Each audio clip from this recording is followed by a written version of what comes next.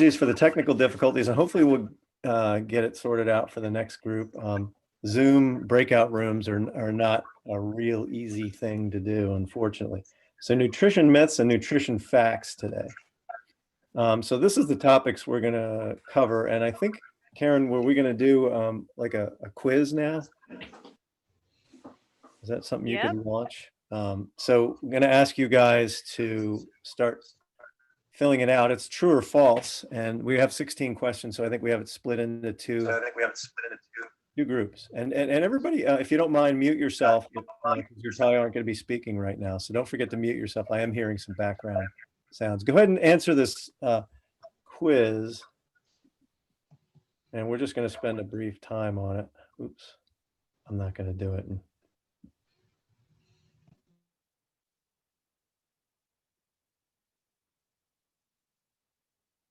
I can't get anything to click.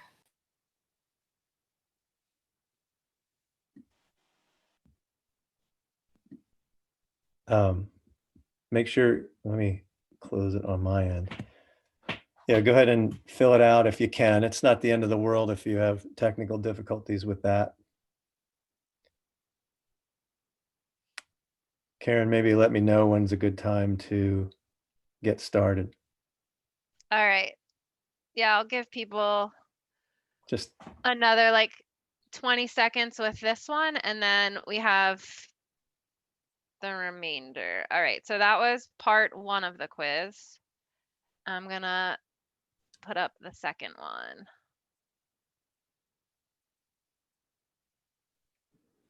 It went away before I submitted. That's okay. All right, there we go. Mostly heavily weighted for the red. Let's see what happens. Second quiz. There you go. Launch polling.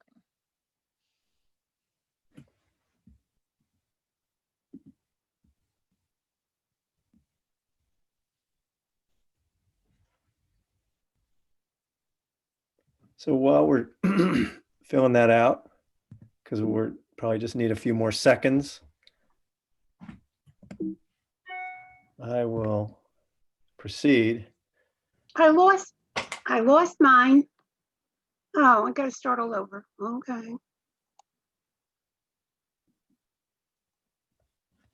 So myth number 1. Ah. And it's no worries. Like, we're not grading you on the test, so we're not grading. If you don't submit it, it's okay. I'll give you a hint. Oh, we didn't get the answers on that one. I'll give you a hint. Every single one is false, according to us. So let's jump into it. Myth number 1. Diabetes is caused by too much sugar. We don't think that's true. The newer research says, and mentors, jump in if this is your one. I don't remember who's covering which one. So please just start talking over me. This is mine, but I think you'll do a much better job than I. Oh, come on. I want to hear it, please. Well, I am reading the book Mastering Diabetes by Robbie Barbero and Cyrus Kambata. And they have, a website and podcast, and they do all kinds of, they have a coaching program. And I wish it weren't called Mastering Diabetes, because I would love for everyone to read this book and understand the physiology of how insulin works and how nutrition, especially plant-based nutrition, affects your insulin sensitivity. And diabetes is really a disorder of insulin sensitivity. And they say insulin resistance is caused by the accumulation of excess fat in tissues that are not designed to store large quantities of fat. So fatty acids directly inhibit the action of insulin, and the amount of fat you eat and the type of fat you eat are the primary determinants of how insulin resistant you become over the course of time. So, of course, we don't want to consume refined sugar necessarily, but just the carbohydrates that are naturally found in fruits and vegetables and whole grains and legumes and plant foods wouldn't be a problem if we didn't have excess fat in our tissues blocking the action of insulin. So that's it. It's called lipotoxicity. So this is an area of some controversy, and you have some very learned and accomplished researchers who would agree with us. So you get a group of people, scientists in a room, and you might get some heated debates on this topic. But I think, and I agree with Bernice, and I agree with the Mastering Diabetes guys, that this is saturated fat is probably more so the underlying cause of type 2 diabetes, or the underlying cause of insulin resistance, which is the underlying cause of type 2 diabetes. So that's one message that society gets wrong, in my opinion. Myth number 2, protein should be emphasized before all other nutrients. Who has this one? That's me. I'm Michael, and I have it, and I'm sitting in the dark right now. I actually made some notes. So if you tell anyone that you're going to be vegan, what's the first thing they're going to tell you? Oh, where are you going to get your protein? And there are a couple of things you can tell them. First of all, can you tell me how much protein I need? Well, the answer is going to be, oh, you need a lot. The other thing you're going to that you should learn is that if you're getting enough calories, then you're definitely getting enough protein. And the protein that you need is probably 10 to 20% of the calories that you're consuming. And almost any fruit and mostly vegetables, certainly grains and beans have more than that 10% of protein. So as long as you're eating a lot of vegetables, fruits, grains, certainly beans have more protein than you would expect, you're going to be getting plenty of protein. The problem that a lot of people have is they're looking to get protein, so they're eating something like meat or eggs or cheese. And what they're getting, yes, they're getting protein, but they're also getting a ton of fat. And so when they ask you where you're going to get your protein, ask them, where do you get all that fat? And maybe that's what they're going to tell you. Or ask them, even more importantly, where do you get your fiber? Because eggs, cheese, milk, meat don't have any fiber at all, and you need that. You need about 0.8 grams per kilogram of your body weight. So if you want to get really crazy about it, you can start calculating all that stuff.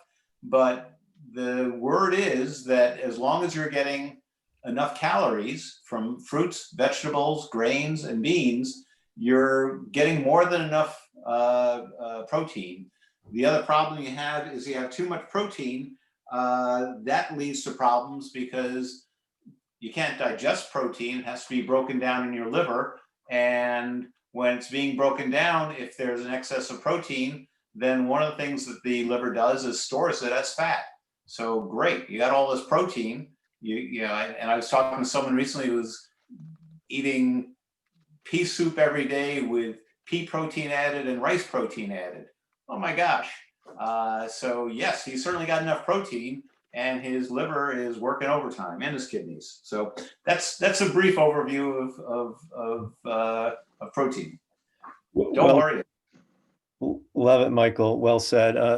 One other thing I'll add is that it turns out that animal protein and plant protein are very different in terms of their composition. So you actually can't really overload too much with plant protein. And why? Because for a variety of reasons. One, the things that it gets packaged with, and two, the mix of amino acids is different in plant protein. And bottom line, we find in disease after disease after disease that there is almost no such thing as excess plant protein. One population who does need to emphasize protein would be like adolescent athletes. Picture a young girl in high school. She needs to eat 1.2 grams of protein per kilogram of body weight. So there's a population who might actually struggle to get enough. Here's another myth, and we have someone to step forward with this one. Vicky, I think. And Vicky, are you there? Yes. Cow's milk? Yes. Is that the myth we're on? Yep. Oh yeah, cow's milk is one of my favorite topics. As Dr. Michael Clapper says, it's baby calf growth fluid. So humans don't need to consume it. Most humans don't have the enzymes to keep breaking down that lactose. So we're mostly lactose intolerant. We're the only species that consumes the milk of another mammal after weaning. And there's no nutrient in milk that you can't get from another source. Most people consume milk for calcium, and you can get plenty of calcium from leafy greens, just like the cows do. Broccoli, kale, collards, you name it, it's green, calcium's in there. Milk is the #1 source of saturated fat in our diets. And consuming dairy leads to many other health complications like eczema, acne, complications with gut and digestion health, constipation, bone health, cancer, diabetes, like the list goes on and on and on. And one of my favorite quotes is from Dr. Milton Mills. He says, drinking milk for nutrients is like smoking cigarettes for oxygen. You just don't need to do it. I would agree. Thank you. Well said indeed. And so bovine breast milk may cause long-term health risks. And there's a little controversy that there are some established benefits of drinking milk, like lower, especially the, what do you call it? The skim milk, lower colon cancer rates. And that's because calcium does reduce colon cancer. But you can, again, get calcium from healthier sources. You do not want to be drinking that saturated fat in whole milk or cheese or other dairy products. Okay, statins. Taking a statin eliminates the need to worry about dietary fat. That's all you, Dave. That's me. Okay, so thanks. The answer is no. Statins actually are not that effective at preventing heart attacks. People believe they're very, very effective, but the actual effectiveness is somewhere down around like 2% over a 5-year period. For people who have the actual heart disease, they're a little bit more effective. Like 4% of people who take a statin for 5 years experience a benefit, but you're much more likely to have a side effect. So I'm not anti-statin. They have their place, but we have to be realistic about the fact that they're not going to neutralize the risk. And so sure, take that statin that you've been prescribed, but please recognize that you have not neutralized the risk of our leading killer. You've only reduced it by a few percent. So let's do a better job. And so here again, the whole food plant-based diet. It's hard to compare apples to apples here because we don't have the same kinds of studies done. But some of the research, such as that by Dr. Dean Ornish, suggests that a plant-based diet can dramatically reduce your risk of a heart attack or a stroke. So do the statin, but in parallel, please make the dietary switch. So cholesterol and fat are your friend. Who had this one? That's me, Colleen.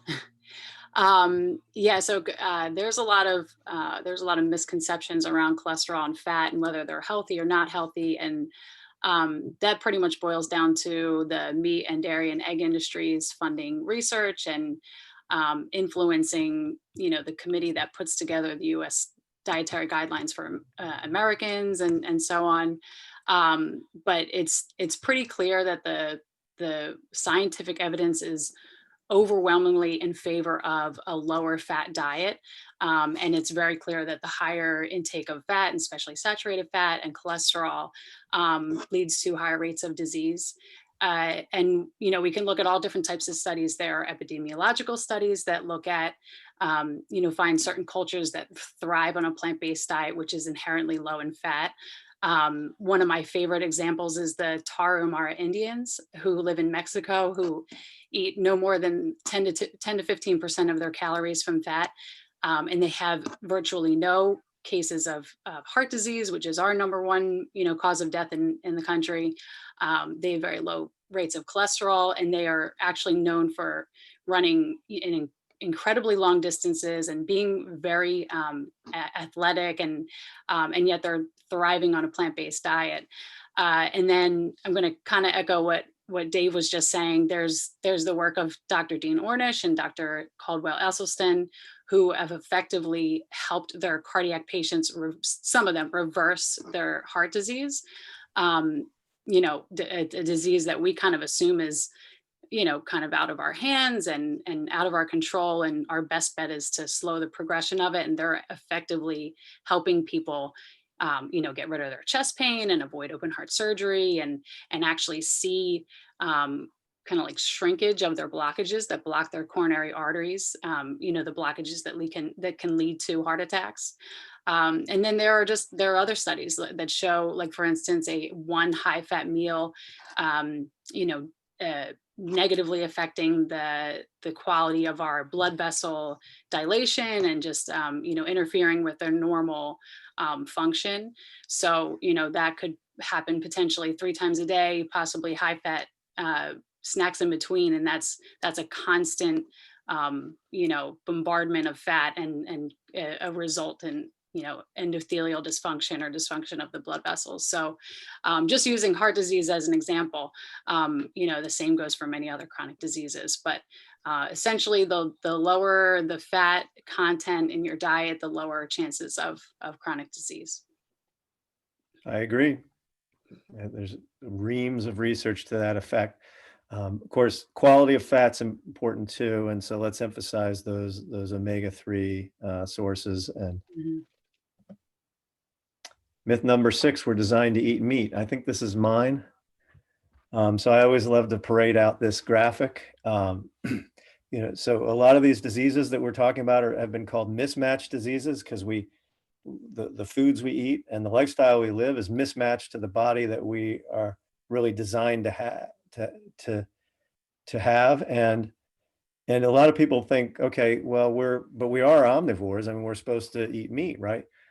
We have these big canines in the front, and we're designed to eat meat. But it turns out, no, we're not omnivores. I mean, look at your dog's teeth. That's an omnivore, and they do have canines. We don't. So really, if you compare us anatomically, we look a lot like the gorillas and the bonobos and the chimpanzees, and we are frugivores.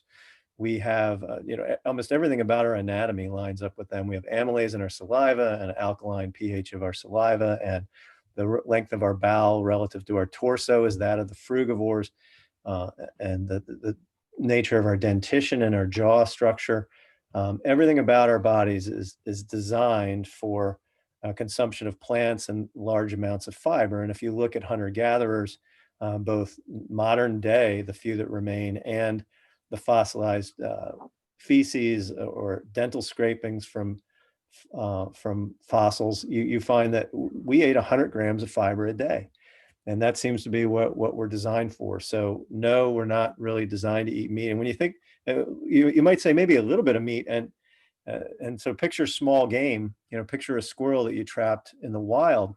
These are not fat animals. They don't have marbled meat loaded with fat. They haven't been bred for fat. Modern day chickens are very different from chickens 100 years ago. Much, much, much more fat. And so bottom line is, we are not designed to eat these factory farmed animals really at all. So we're putting the wrong fuel in the tank. Myth number 7: to prevent heart disease, seeing a cardiologist is your best bet. So this I don't mean to disparage cardiologists. And if you have a heart problem, you definitely want to see a cardiologist. But my point is that the traditional cardiology teaching and the way it's practiced by most cardiologists in this country is very much a traditional model where the tools in their toolbox are mostly the drugs and procedures. And there's very little going to be done as far as teaching people to reverse or prevent that buildup of atherosclerotic plaque. I mean, the only tool we have in the toolbox of a typical cardiologist or a typical doctor is the statin drugs. And they're, as we said earlier, they have limited effectiveness. Stents are a key tool in the toolbox of a cardiologist, and it's well known now in the science that they do not work for chronic heart disease. If you're having a heart attack, you want a stent, and it does help. But if you're not having a heart attack, and the vast majority of stents placed are for people not having a heart attack, not having an acute coronary syndrome, but rather for chronic stable angina, they don't work. They don't prevent heart attacks. They don't prevent chest pain. They don't make you live longer. And yet we still do them. So, if you compare head to head, and it's hard to do again, because the research is so much more research around the drugs, but the lifestyle interventions are much more effective with much lower risk harm for the treatment or prevention for the prevention of heart disease. For treatment of heart disease, we have the Ornish program, which is can be very, very effective and because it addresses the underlying cause of the disease. So bottom line, for atherosclerotic disease, especially prevention, don't think, oh, I'm seeing a cardiologist, so I've checked that box. That's not to say don't see a cardiologist. Please do see a cardiologist, but in parallel, make those healthy lifestyle changes. As Dr. Kim Williams, previous president of the American Association of Cardiology, American College of Cardiology, said there are two kinds of cardiologists, the vegans and those who haven't read the data. Myth number 8. This is me. Judy Fish, go ahead. Pilakowski here. Most times you say people I'm eating healthy, they say I eat lots of fish. Well, yeah, well, not right. We talked about meat and dairy. It's all high in cholesterol, same as fish and saturated fat. One big difference with fish, it's so polluted from the waters that they live in by things like PCBs and carcinogens and dioxins and words, big chemical words that I can't even pronounce, mercury, heavy metal. And think about all the plastic in the ocean. It breaks into these little micro pellets. And you and I, if we're eating fish, might be eating plastic. It affects the brain, the nervous system, can even lead to hearing and vision loss. And people say, oh, well, I eat organic farm raised. That's actually the worst because they're all in this little pond and they're polluting each other. And some of the funny things that might come out of the comments from people, Kafka wrote, his decision to become a vegan was finalized when he looked through the glass at an aquarium and said, now I can look at you in peace. I don't eat you anymore. And Dave also just mentioned other sources. You think, oh, I need it for my omegas. Well, he already mentioned the flax, chia, and hemp, and you have to grind that flax, don't forget, and get organic flaxseed. The animal fat in the fish produces inflammation and obesity and heart disease. And the question is it heart healthy? Definitely not. And so the other comment from Dr. Greger, which I'll finish with, is seems the only healthy fish may be some fanciful creature made out of dark, leafy, green veggies. So I love when Greger says things. He's a riot. He does have a great sense of humor. So what about the research that says that fish is healthy? Most of that is what I would call substitution effect. So when you're looking at somebody eating red meat and they switch to eating fish, you can measure often, and it depends on the study, a little bit lower heart attack rate or a little bit lower stroke rate or such. And I will say that even that's been called into question recently. Fish do have the advantage of the omega-3, and for a lot of people, that's the only omega-3 they're going to get. So you would say, take away everybody's fish and you're going to cause a lot of omega-3 deficiency. And I would agree with that. Just like take away meat and don't take a B12 and you're going to have B12 deficiency. By the way, plant-based diets have much less nutrient deficiencies, but you do run into trouble with B12 and sometimes omega-3 and sometimes iron. Other than that, most all other nutrients are richer in a plant-based diet.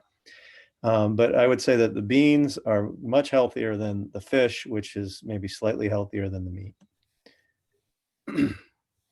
Coconut oil and olive oil are healthy. Me. Michelle.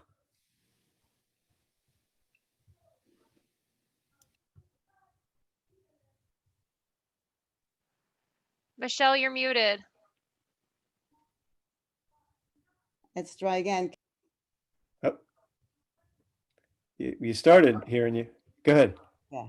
The food industry has done a good job in propagating the myth that coconut and olive oils have many health benefits, from weight loss to curing cancer, treating hypothyroidism, among many other things. There is a widespread use of coconut and olive oil in restaurants, in processed food, and in American kitchens. But coconut and olive oils are not good for our health. They are not whole foods. They are highly processed and have very few nutrients, no carbs, no protein, no fiber, no minerals, no vitamins almost. It takes about 44 olives to make 1 tablespoon of olive oil. And coconut oil is 90% saturated fat, even worse than lard, which has 43%. And lard is not a health food. It's also high in calorie density. 1 tablespoon of oil has 120 calories and 14 grams of fat. So think how easy to use a few more tablespoons of conventional salad dressing on your salad. So if weight loss is your goal, then oil consumption must be avoided. On a personal note, after battling with my weight for most of my adult life, when I adopted a whole food plant-based diet, lifestyle, and stopped using oil, the excess weight came off without effort. But the third, so the first one was it's highly processed. The second is high calorie density. But I think the most important reason to avoid coconut and olive oil is because they are inflammatory. They cause inflammation in your body. They damage the endothelium, which is the innermost lining of the arteries. A brachial test demonstrates that after a meal with oil, arteries stiffen and their ability to dilate is impaired, so blood flow is decreased for several hours. And a sluggish blood flow allows for plaque buildup in the arteries, leading to possible heart attacks and strokes. Finally, keep in mind that there are many techniques to preparing and cooking delicious food without oil. Yeah, That's very well said. Were you done? Thank you. Yeah, that's wonderful. The coconut oil loaded with saturated fat, that and palm oil are the two plant-based oils you really, really want to avoid. Olive oil, extra virgin olive oil is going to be considerably healthier, and a lot of health is about what's healthier. Olive oil might not be the healthiest of all the oils. Maybe canola might be by some measures, and according to some of the clinical data that I see. But bottom line, oils and fats are highly processed foods. They don't exist in nature. We wouldn't normally have consumed them in large quantities. A tiny bit here, a tiny bit there, probably isn't going to kill you. But as Michelle said, if you find yourself eating oils and fats, it's going to be harder to drop those extra pounds. Eggs are healthy again. I thought eggs are healthy again. I heard this so many times in the office. Did someone else have this? Maybe this was me. There's considerable evidence that eggs, the more eggs you consume, especially egg yolks, the higher the death rate or the higher the stroke rate. And this recent study found, very clearly that eggs and cholesterol intake cause heart attacks and cause strokes. And really, the more you eat, the worse it is. Even more, they're also involved in causing diabetes, we think. So, people think a couple eggs is going to be super healthy for breakfast in the morning. It's going to be satiating because it has protein. You're much, much better off with a bowl of oats. Dave, could you comment on egg whites? People often say, oh, I eat egg whites. Well, it's animal protein. There's no fiber. Why eat them? Again, every bite should have its natural amount of fiber, in my opinion. So you don't need any extra protein, as we discussed. So why would you eat that? Animal protein, there is considerable evidence that it causes everything from strain on the kidneys, long-term kidney disease, higher rates of certain cancers. And so why eat it when you could eat something healthier? Red wine. Did somebody have this? Was this me as well? And I'm not going to give this the justice that we need, but basically, I believe that it's pretty clear that most of the research around red wine and suggesting it was beneficial was really measuring the fact that it's wealthier people that consume moderate amounts of red wine. And more recent analysis is finding that, basically any amount of wine is going to increase your breast cancer risk. There is no level that's safe, as far as we know, that if you drink up to a half a glass a day, it doesn't affect your breast cancer risk. No, people who drink 0 have the least breast cancer, and people who drink a half a glass have more breast cancer. So you can have a glass of wine, absolutely. Just don't think you're doing it for health reasons. There is some evidence that because of the antioxidants and because the American diet is so deficient in antioxidants, that glass of red wine for a lot of people is their main source of antioxidants, which is somewhat pathetic. But I would say, instead of drinking that, drink grape juice or drink water and eat some berries. Marijuana has health benefits. I think this was mine as well. You know, a lot of people have, I think that medical marijuana is kind of a myth. I have yet to find a clinical study that, I shouldn't say a clinical study, but a body of evidence that suggests that marijuana has benefit for anything. It clearly is harmful for people who have any degree of mental illness, and it's intoxicating, and I don't recommend it. To prevent pandemics, our top priority is to stop the exotic pet trade. No doubt that that was involved in our current predicament, but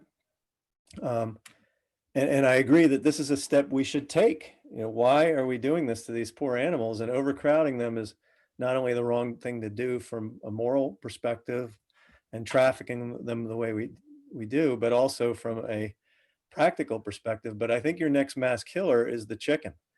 And so there's people in the public health community terrified about the prospects of an avian flu from the chickens. And this, if you wanted to design a economic system that's going to produce a deadly pandemic disease, I can't think of anything better than the system that we've created for producing poultry. So pandemic bird flu, the CDC website has 19 strains that they're tracking.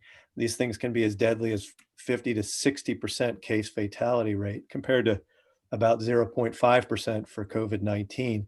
So this is the thing to worry about. And this is what it looks like when you have an outbreak. People have to get up in these highly protective garments. But this is what it looks like when you're in a cage-free setting. Imagine what it's like for cages. So these animals are beak to beak. They are passing viruses back and forth, and these are just incubators for our next mass deadly disease. Normally you have to use biosecurity level 4 to handle these avian flu viruses, but this is the biosecurity level that is handled throughout the world. And there are tens of thousands of these concentrated animal feeding operations for poultry throughout the world. So we have exported our way of life. Let's see, I think that would, and then climate change. We're almost to the end. Who's doing climate change? Oh yeah, I had that one, Dave. This is Natalie. Yeah, Natalie. Yeah. So I have to chuckle because I was quizzing my family last night on all of these myths. And when I said this one out loud, you know, to save the planet from climate change, the number one thing you can do is get a Prius. And my 14-year-old son said, no, that's false. And I said, how would that be true? And he said, you should get a Tesla. So anyway, he was not on track, but thanks for sharing this slide, Dave. Yeah. I recently saw the movie Cowspiracy after a friend was telling me to see it for a long time. I'm sure many of you have seen it, but when I was looking for a slide to share, this one really struck me. And I know, you know, these numbers could be controversial or could be, someone might find a different data, but years ago, I went to a global village experience, and that was the first time, 2016, that our leader, it was a youth group, but we had to live in a village environment, and we were rationed food, and we were basically learning how wasteful we are here in America, especially. And she said, the number one thing you can do right now is leave here and stop eating red meat. She didn't say all meat, but she said red meat. And that really struck me, and it led me to read a book and do some research, et cetera, et cetera. And then again, I'm sure many of you have seen Cowspiracy, but if you look at the stats here with climate change, the greenhouse emissions are very high from livestock, you know, raising livestock, the transporting of livestock. It's contributing to so much of the greenhouse gas problem that we have. And on top of climate change, you can see here the waste.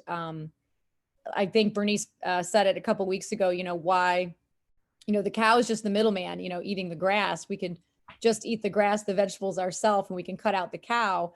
We would do a tremendous amount, not only for our bodies to prevent disease, but also for climate change and for the animals themselves. So you can see the stats here again, just one hamburger, the production is 660 gallons of water, which is equivalent to about 2 months of showering. And you just see these stats and think, oh my Lord, why on earth are we putting our energy into, eating animals? And so just another thing to think about, even though we're focusing on health in this health challenge, the animals' welfare and of course, climate change are other big topics. And by shifting to plant-based, you can be affecting all three of those areas in such positive ways. So Dave, feel free to add to that. I mean, there's so much more. This could be a whole, every one of these myths could be an hour long, 2 hour long topic here. Yeah.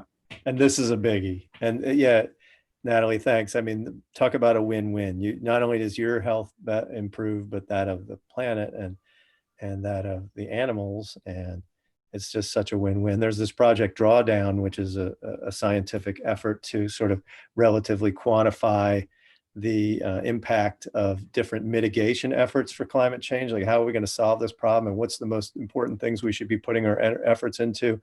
And consistently, they find plant-based diets close to the top.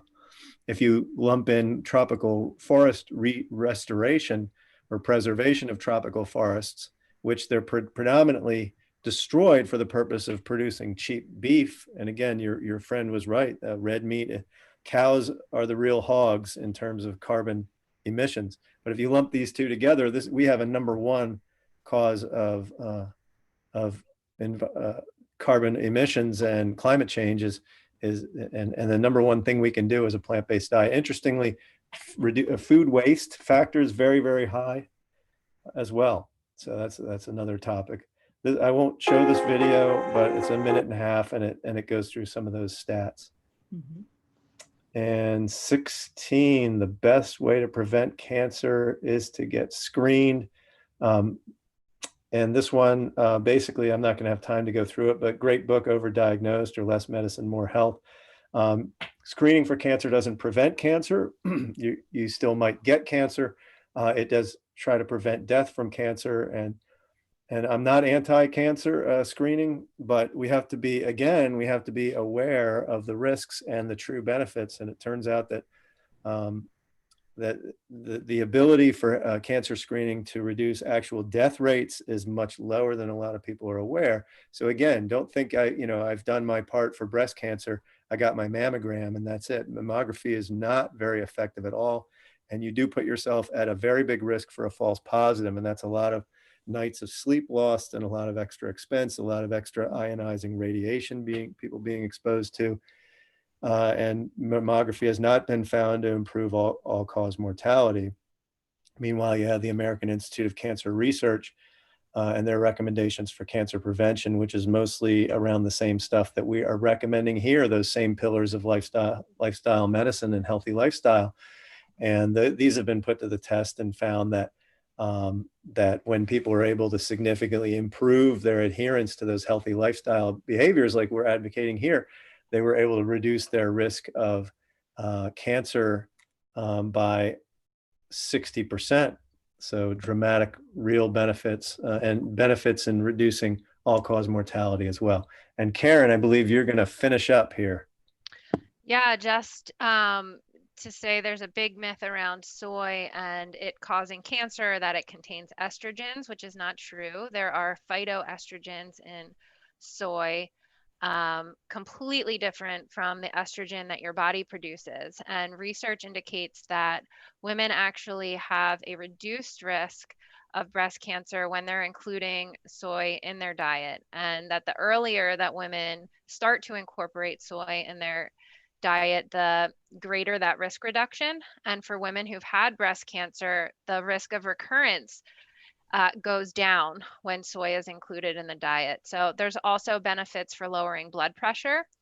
So with soy, recommendations there are to, choose whole or minimally processed versions of soy, like edamame, tofu, tempeh, miso, soy milk. And to avoid, as we're suggesting with, all foods, the highly processed soy protein isolates or products made, or to minimize your consumption of those foods, because you're missing out on the benefits that the whole soybean provides when they're just extracting the protein and then using that to make other products. Very well said. We don't eat enough soy. It seems like it's disappearing from the supermarket shelves in favor of almond milk and oat milk, but I think soy milk was found to be the most effective at lowering blood pressure and cholesterol.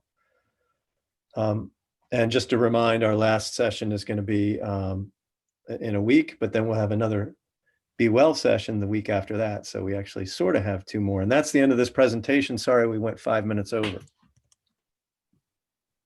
Awesome. All right. Well, can we try the breakout sessions one more time? Let's see what All right. happens. Come on, work this time. Work this time. Whoever doesn't get into a room will have a giant breakout session like we did before. It will all work out.